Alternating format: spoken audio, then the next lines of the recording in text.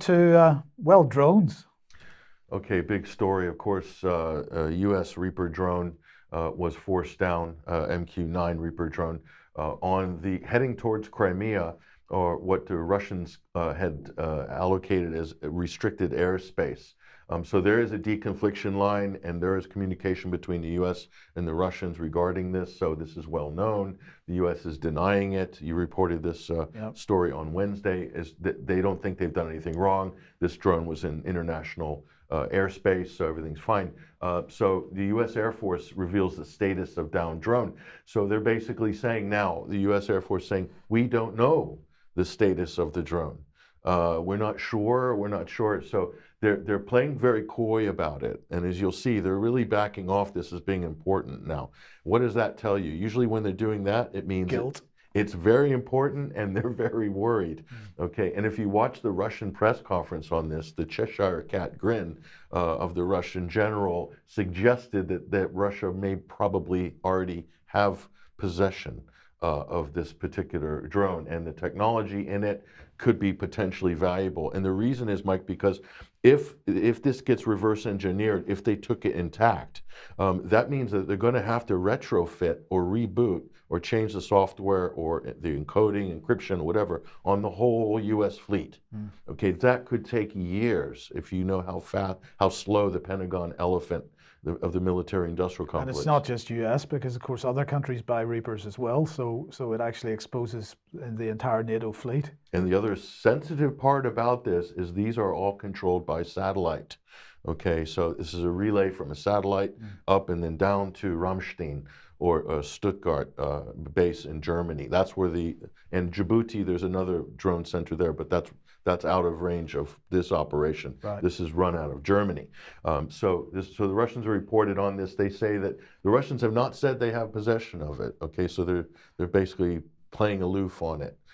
So that means I think that they might have it. But let's take a look at what some of the U.S. politicians, the neocons, are going crazy over this, Mike.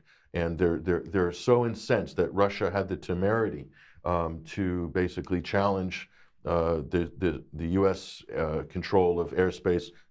The problem here, Mike, is that for Russians, these drones are relaying information back, a real-time targeting to Ukrainian military, and they're potentially killing Russian citizens as a result of this. So Moscow is taking it extremely seriously. Here's Marco Rubio, senator from Florida. Listen to what he has to say.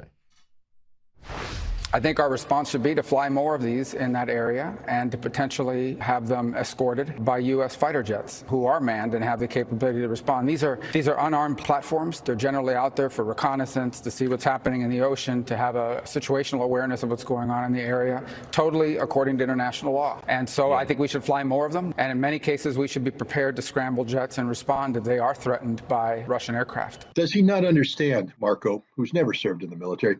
You want to take American military aircraft and fly them escorting a drone. Do you understand that the only advantages we have in air-to-air combat is long-distance engagement? You see, we don't do dogfights anymore, Marco. It doesn't work that way. We take off, and at a long distance with AWACS aircraft vectoring us in, we fire missiles to engage them in a long distance. You want to take all that advantage away, come up close next to their battle space where their air defenses will shoot you down. Their aircraft don't have to come close. They'll shoot you long distance. He doesn't know anything about war, and he doesn't know anything about international law. Pro hint, Marco, when you fly an intelligence asset, collecting intelligence on one target, and you provide that intelligence to the other side to kill that other target, you're a participant in the conflict. You lose all the protections you have. You should be thankful the Russians aren't shooting down everything we got. Well, we should hold them accountable. We'll come back to Lindsey. So that was Mark, and then Scott Ritter, former UN weapons inspector, talking with Judge Napolitano on his show. But he kind of laid it out there, you know, U.S. fighter jets escorting a drone. Okay, if that's not a provocation, I don't know what is. So, I mean, they might as well have Marco there in his private jet, and they're just escorting Marco as he's testing the Russian air defenses. So here's Lindsey Graham, the former wingman of John McCain, who has never seen a war or does get visibly aroused at the possibility of World War III. Watch him here. They shot down our drone. What should our answer be? Well, we should hold them accountable and say that if you ever get near another U.S. set flying in international waters, your airplane would be shot down. What would Ronald Reagan do right now? He would start shooting Russian planes down if they were threatening our assets. They always invoke the ghost of Ronald Reagan for some reason, conservatives, bless them. So Lindsey Graham's basically going around saying we need to shoot down any Russian planes in international airspace. So these people are totally off the cliff. Yeah. They've lost the plot completely. So the Pentagon has released what we're going to call extreme dash cam footage here. This is an absolutely incredible clip. Okay, mind you, this would have been transmitted from the Reaper drone to a satellite and then back down to Germany. And so there'll probably packet loss on the transmission, so that's why it gets pixelated at the end. Okay, so but let's have a look at this footage here. Watch this. So this is a Russian Su-27 coming up here at a 45-degree angle.